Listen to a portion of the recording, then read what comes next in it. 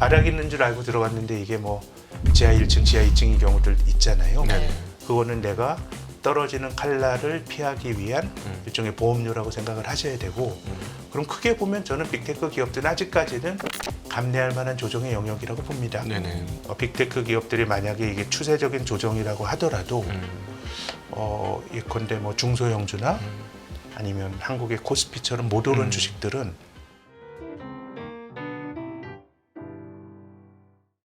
오히려 이제 미국 시장의 하락에 대해서는 좀 고평가 아닌가. 왜냐하면 예. 제가 20몇 년 여기서 근무를 하면 한 25년 근무를 하면서 이렇게 미국 주식 안 한다고 욕 먹어보기는 처음이에요. 그리고 그런 게 예, 많은 증권사들이 왜 너희 아직도 미국 주식 안 해? 라는 분위기도 있어요. 그리고 네. 캠페인으로 미국 주식을 하자. 네. 뭐 이런 캠페인도 나오고 저희는 이제 한 20 몇 년 일해 보니까 별로 좋지 않은 걱정이, 시그널이야. 뭐 이런 생각 많이 들거든요. 또 국장 탈출은 지능순 뭐 이런 것도 있죠. 그러니까요. 오늘 가져오신 주제 역시 네. 빅테크 잔치가 끝났을까에 대한 답변을 주실 것도 같아서 저희가 좀 여쭤볼게요. 답변이라고 제가 뭐 잘 알진 못하지만 네. 그림을 한번 말씀드려 보면요. 네. 이게 산불이나 지진이 자연 현상인데 네. 산불이 왜 어떤 계기로 일어나는지가 실은 되게 분명치 않은 경우들이 많아요. 네.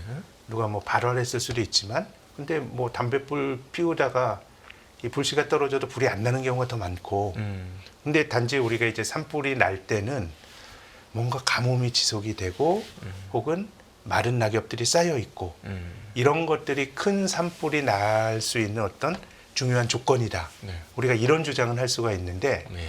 막상 산불을 내는 구체적 계기 혹은 트리거 이런 것들은 좀 분명치가 않은 것 같고요.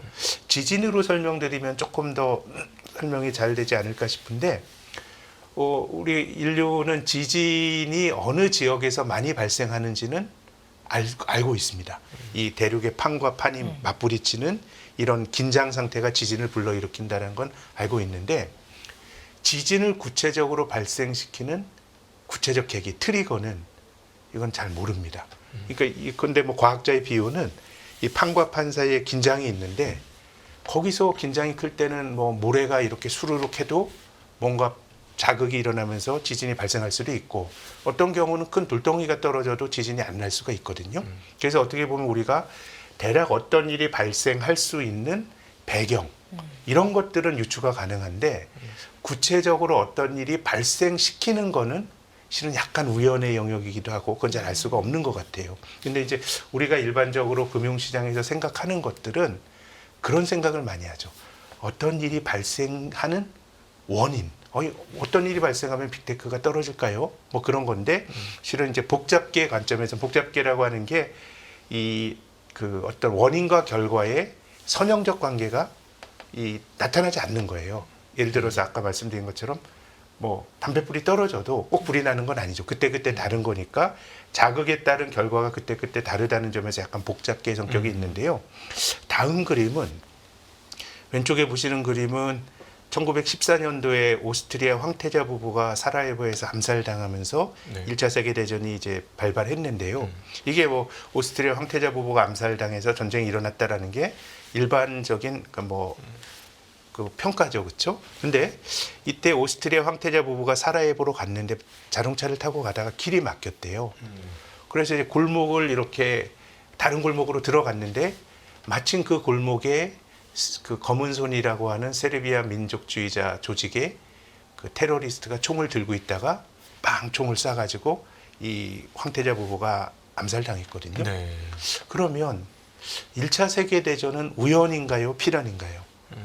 예를 들어서 오스트리아 황태자 부부가 그 옆길로 가지 않았으면 전쟁이 나지 않았을까? 제 생각에는 이 사건 자체는 우연이지만 네. 1차 세계대전이 나기 전에는 팽팽한 긴장 관계가 이 지진이 어떤 그 판과 판 사이에 갈등이 있는 것처럼요. 1차 세계대전 직전에 그 주류 사회, 구미권은 제국주의였습니다. 네. 아시아와 아프리카를 유럽에 있는 나라들이 착취하는 구조였는데 네. 1차 세계대전이 날 때쯤은 이제 아시아와 아프리카의 식민지 경쟁이 일단락됐어요. 네. 그러니까 오스트리아도 이제 독일계잖아요. 그러니까 1차 세계대전을 일으켰던 이 독일과 이탈리아가 후발 민족 국가입니다. 네네. 예, 프랑스나 영국은 원래부터 국가란 개념이 있었고 네. 이탈리아나 독일은 19세기 후반에 국가가 만들어졌잖아요. 그러니까 이들 입장에서는 이미 앞서간 선진국들이 전부 다 식민지를 다 점유하고 있으니까 네네. 저는 이런 상황 자체가 지진과 판과판이 맞물린다라든가 아니면 불이 나기 전에 굉장히 낙엽이 쌓여 있다라든가 비슷한 것 같아요. 예. 그러니까 저는 본질적으로 어떤 일이 벌어졌을 때 우리가 선견지명이 아니라 어떻게 보면 후견지명으로 그래서 떨어졌다라고 하는 거를 말하긴 쉽지만 실은 그 비슷한 일들이 과거에도 많이 나타나는데 반응하지 않는 경우들도 많거든요. 그래서 주식시장 말씀을 드려보면 이건 1980년대 다우지수입니다. 네. 87년 10월 19일 날 다우지수가 22%나 폭락했거든요. 네. 이게 뭐 대공황 때 아니면 2008년 금융위기, 코로나 때 이런 때보다 하루의 주가가 더 떨어졌습니다. 하루 낙폭으로는 뭐 사상 최대였습니다. 예. 그럼 이게 굉장히 이제 기록적인 하락인데 이 하락의 원인을 둘러싸고 설들이 분분합니다.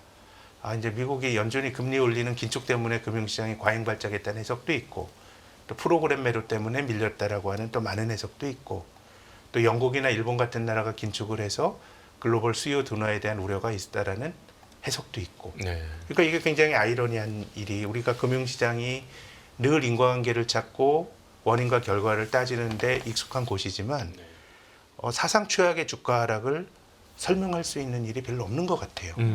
그럼 뭐 이런 것들이 다 영향을 줬다고 하더라도 그럼 이게 22%나 빠질 일인가라고 생각하면 이게 더 설명이 안 되는 거예요. 네네. 그래서 저는 우리가 어떤 일이 벌어지는 그 변화의 계기 이거는 실은 좀 찾기가 되게 힘든 것 같아요. 네. 미국의 블랙 먼데이를 따지고 보면 미국 사람들이 87년도까지는 미국 증시가 70년대 내내 십수년간 옆으로 뭐 기었기 때문에 주식에 대한 불신론이 컸었어요. 아직까지는 이게 하면서 네. 5년 동안 별다른 조정 없이 오르니까 저는 주가가 조정을 많이 받은 것 같거든요. 네. 그래서 이제부터 빅테크에 대한 의견을 말씀드리려고 하는데 네. 네. 결국은 좀 허무하게 들으실 수도 있겠지만 모른다는 거예요. 이게 어떻게 보면 많이 올랐다라고 하는 것이 큰 변화가 발생하기 직전에 어떤 팽팽한 긴장 상태 이런 것들을 뭐 임계 상태라고 불리는데 네. 임계 상태로 갔다라고 하는 건 우리가 어느 정도 추론할 수는 있죠. 아까 말씀하신 상황을 네, 뭐 이건 1차적으로 뭐 밸류에이션 같은 걸로 할 수도 있고 또 말씀하신 것처럼 사람들의 쏠림이라든가 이런 직관적인 지표를 가지고 뭐 많은 사람들이 뭐 여기 아니면 안 된다 그러면 사실은 조금 반대의 움직임이 나타난 경우들이 이제 많았던 것이니까요. 그렇게 보면 저는 이제 미국이 밸류에이션이 굉장히 높고 특히나 몇몇 종목들만 올라갔잖아요. 네, 그렇죠. 이제 올 들어서 이 한미 증시의 디커플링 네. 이건 좀 맞지 않는 것 같아요. 뭐 한미 증시 디커플링 그건 아니고요. 빅테크 미국의 기술주와 기타 증시의 디커플링이었죠. 네. 미국의 중소형주를 대표하는 네. 러셀 2000은 한 7월 중순까지 연간 등락률이 마이너스였어요. 네. 매그니피전트 7이라는 종목들은 아주 급등을 하는데 네. 그렇게 본다 그러면 저는 이제 미국 시장이 뭐 역사적으로 보면 밸류에이션이 상당히 대공황 때보다 높고 IT 버블 때보다는 낮지만 네. 상당히 높은 수준이니까 어느 정도 변화의 인계 상태, 그러니까 주가가 조정받는 게 좋은 걸 상당히 많이 반영하고 있기 때문에 조정을 받을 수도 있는 거거든요. 네네.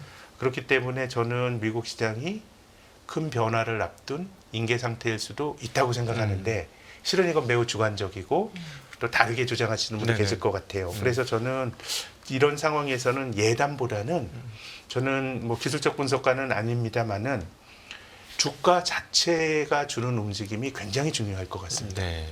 예를 들어서 엔비디아는 지금 장중 고점 대비해서는 한 26% 밀렸거든요. 네. 그럼 이게 약세장 반전이냐?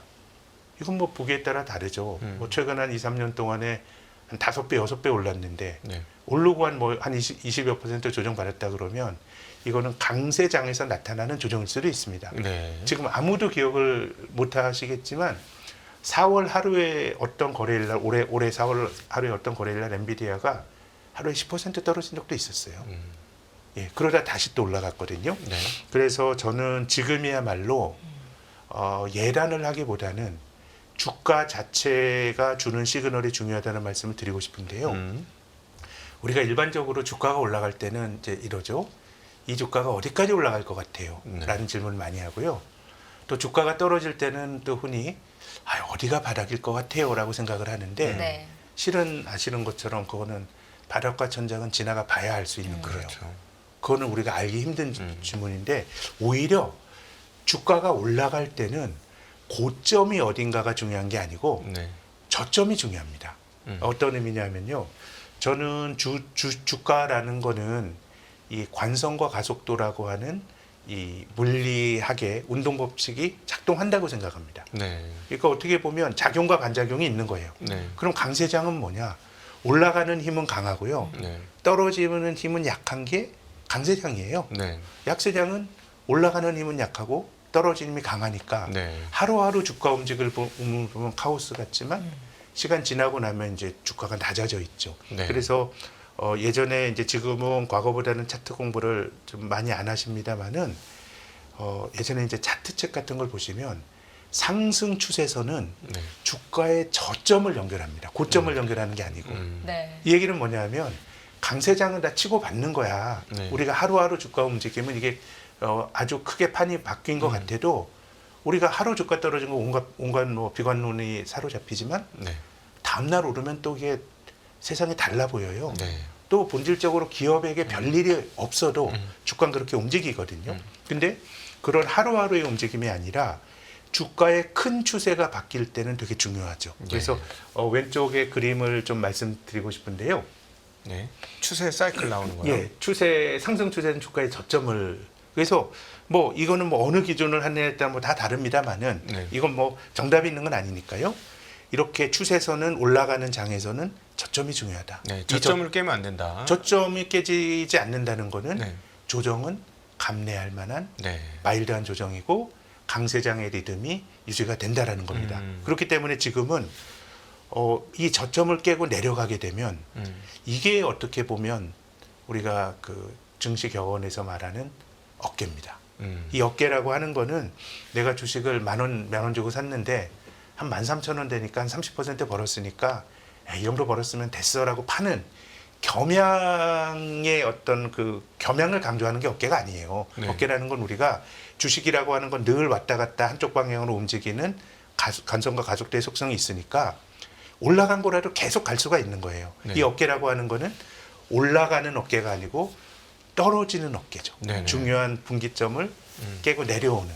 그럼 이제 실은 이제 제가 이렇게 뭐 나름의 추세선을 그리고 추세선이 깨지는 국면을 제가 어깨라고 이렇게 표현을 해봤는데 이때 주식을 팔 수 있는 사람들은 많지 않아요. 왜냐하면 내 본전은 고점이거든요. 네. 그럼 이 어깨라고 하는 거는 상당히 많이 주가가 고점 대비 밀려 있기 때문에 본전 의식 때문에 못 파는데 네. 정말 큰 추세가 바뀐다라고 생각하면 그 어깨에서부터 훨씬 많이 빠집니다. 네. 추세가 깨졌다는 표현이라고도 그런 할 수 거죠. 있겠죠. 그래서 지금은 뭐 엔비디아라든가 이런 빅테크 기업들에 대해서는 본질적으로 이런 기업들은 대중들이 믿는 집단 심리가 되게 중요합니다. 네. 왜냐하면 이건 뭐 검증할 수 없잖아요.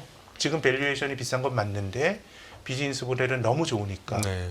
2, 3년 후엔 돈을 번다는 건데 그 일이 현실화된다고 하더라도 네.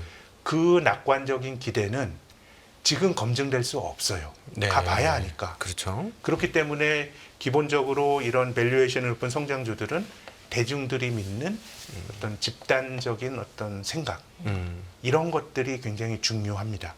그렇기 때문에 아마존 같은 경우는 저 지금의 빅테크 기업이 그렇다는 게 아니에요. 근데 아마존 같은 기업들이나 이런 쪽은 한번 주가가 조정을 받게 되면 IT 버블 붕괴되고 아마존은 한 94% 정도 밀렸거든요. 네네. 물론 지금의 비즈니스 모델과 그때의 비즈니스 모델은 전혀 다르죠. 네네. 다른 회사지만 빅테크 기업들은 밸류에이션이 비싼 종목들은 변동성이 크기 때문에 지금은 저는 엔비디아를 비롯한 빅테크 기업들은 주가 자체의 움직임이 굉장히 중요할 것 같아요. 네네. 이것이 버블이니 아니니 논란을 벌여봐야 본질적으로 저는 이것은 믿음의 문제이기 때문에 답이 내려지기가 어렵다라고 봐요. 그래서 가격이 움직이는 것들을 보고 그 추세에 대해서 제 생각에 이렇게 많이 오른 종목은 네. 반대로 배팅하는 건 되게 위험한 일이라고 생각해요. 큰 추세가 꺼질 때는 나름 주가가 주는 시그널을 우리가 잘 받아들여야 되는 거 아닌가라는 생각이고요. 뭐 참고적으로 뭐 하락 추세선은 이제 주가의 고점을 연결하는 겁니다. 네. 떨어질 땐 고점이 중요해요.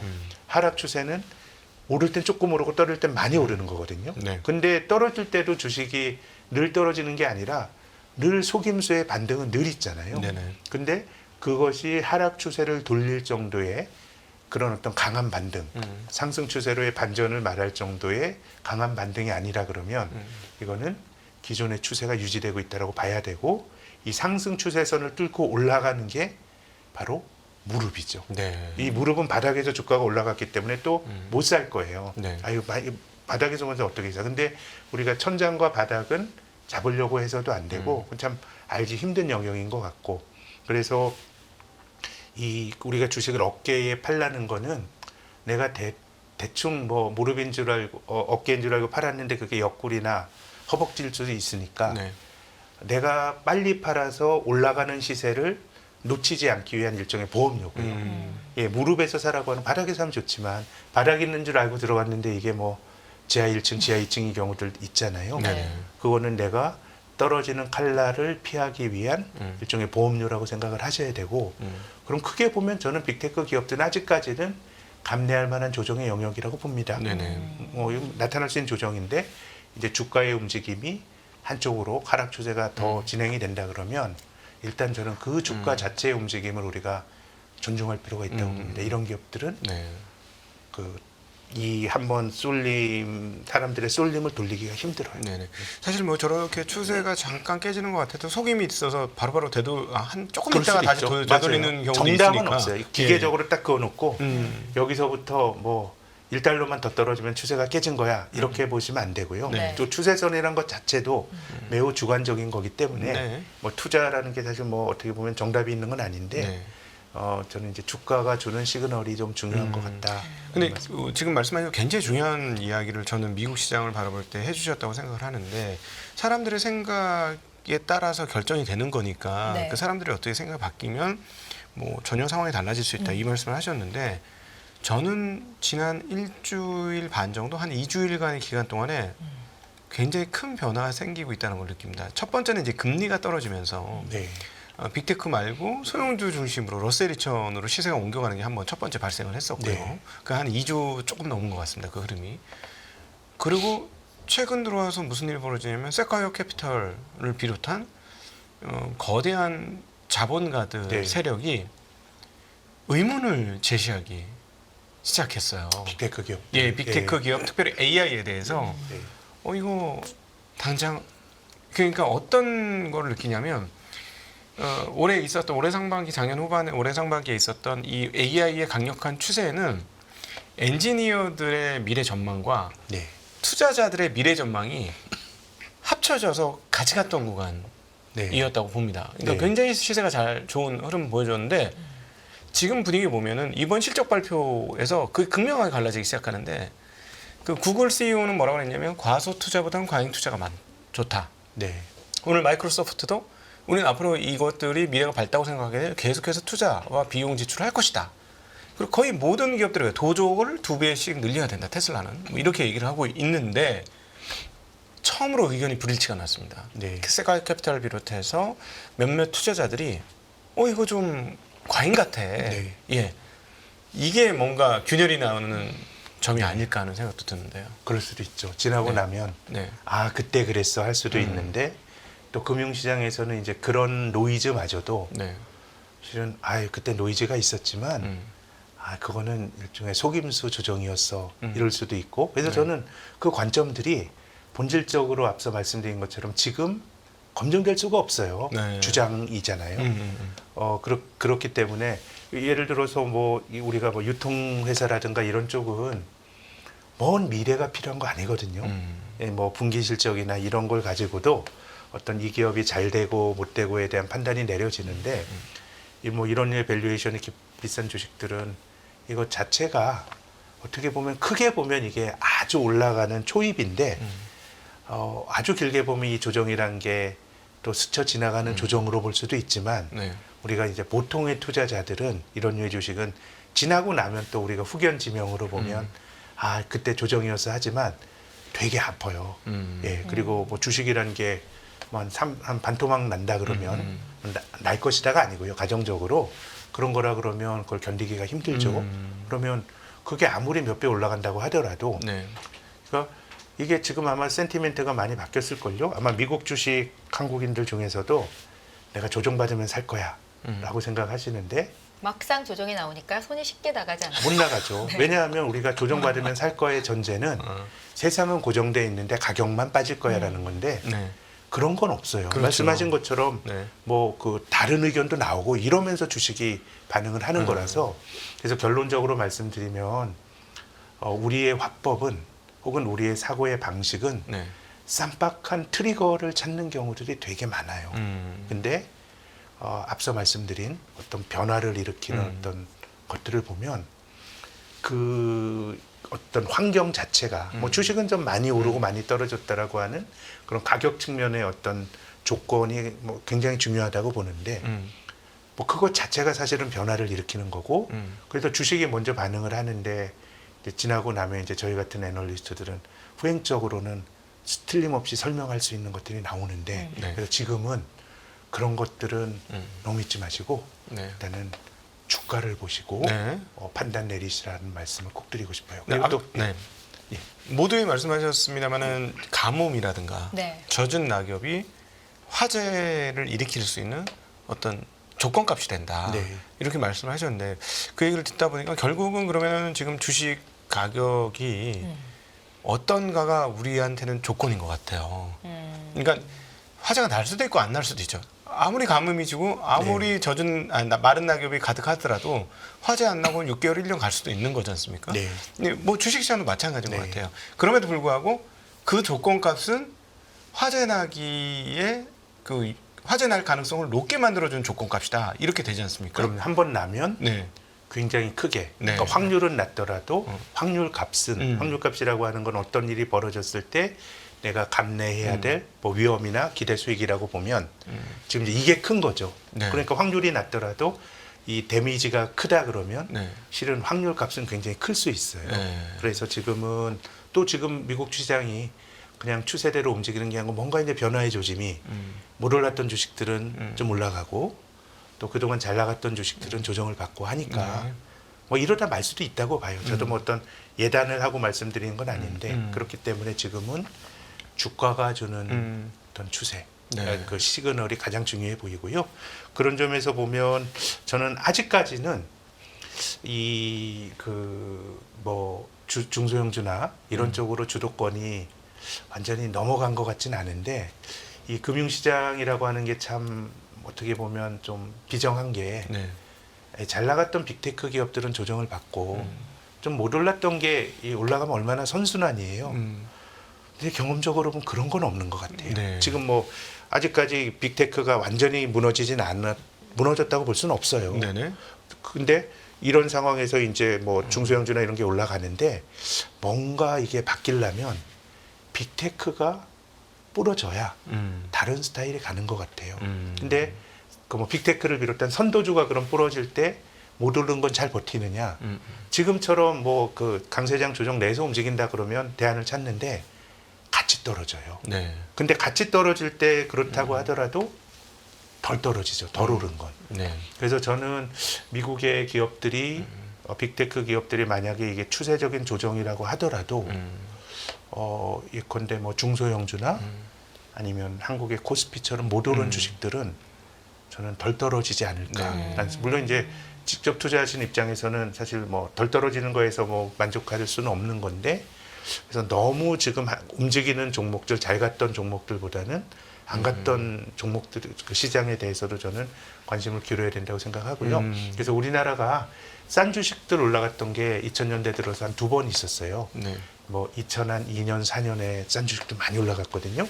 그때도 IT 버블이 붕괴가 되면서 비싼 주식들이 가라앉은 다음에 이제 싼 주식들이 올라갔고 또 2011년에 우리 시장에서 나타났던 뭐 지금의 매그니피선트 미국의 세븐과 비슷한 게 차화정이었죠. 네. 그것도 이제 중국의 성장이 끝없이 갈 거란 기대가 있었는데 차화정이 이제 무너지고 차화정이 막 드라마틱하게 무너질 때는 주식들이 다 조정을 받았는데 그래도 많이 오른 차화정 말고 다른 싼 주식들은 조정을 덜 받았고 그 다음에는 이제 차화정이 이제 리셋이 된 다음에는 새로운 종목들이 주도주로 올라갔거든요.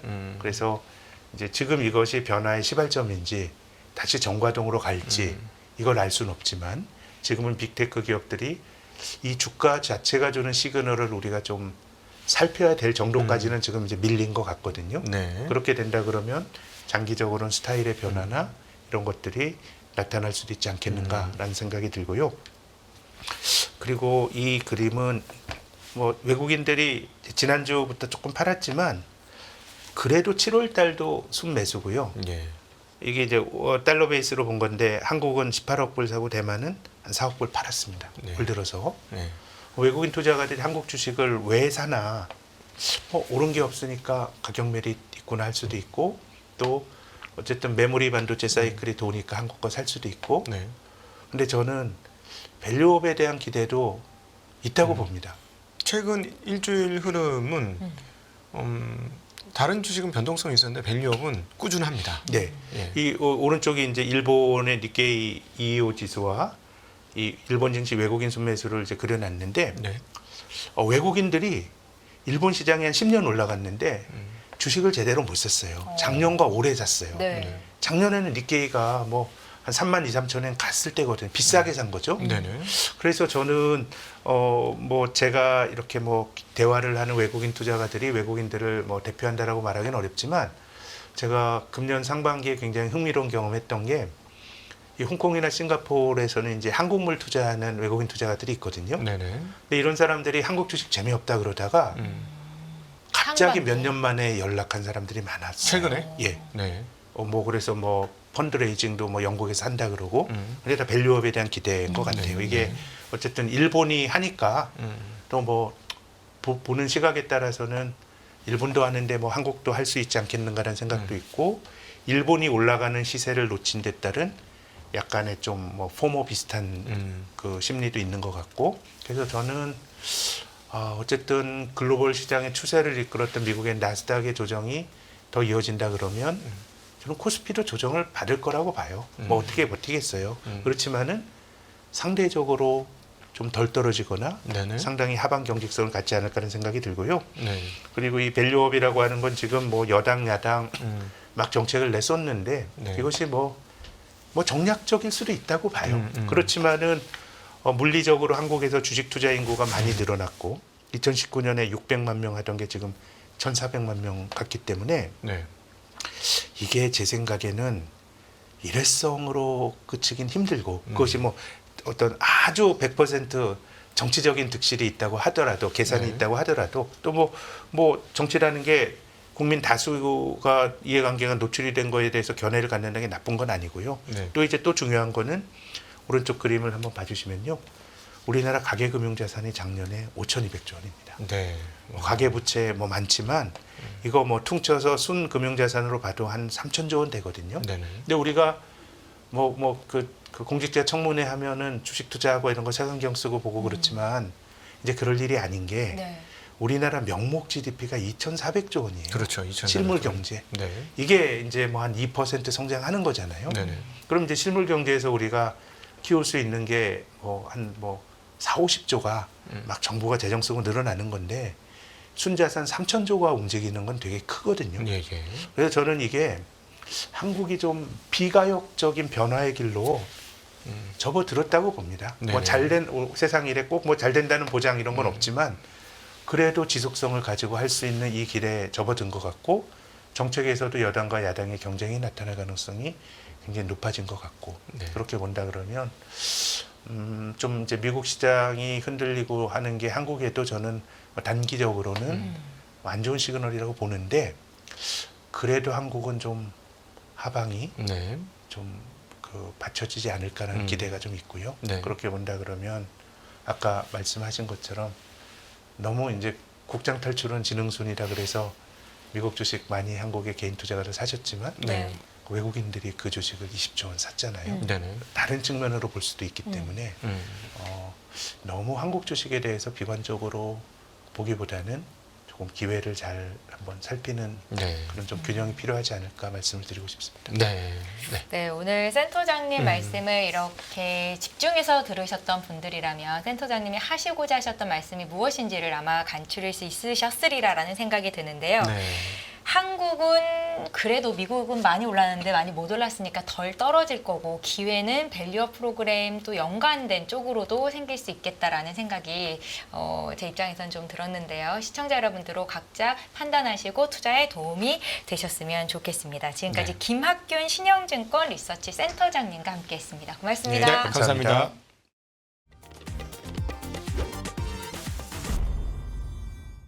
안녕하세요. 유승입니다. 더 많은 영상을 보고 싶으신 분들은 화면 오른쪽에 있는 구독 버튼을 눌러주시기 바랍니다.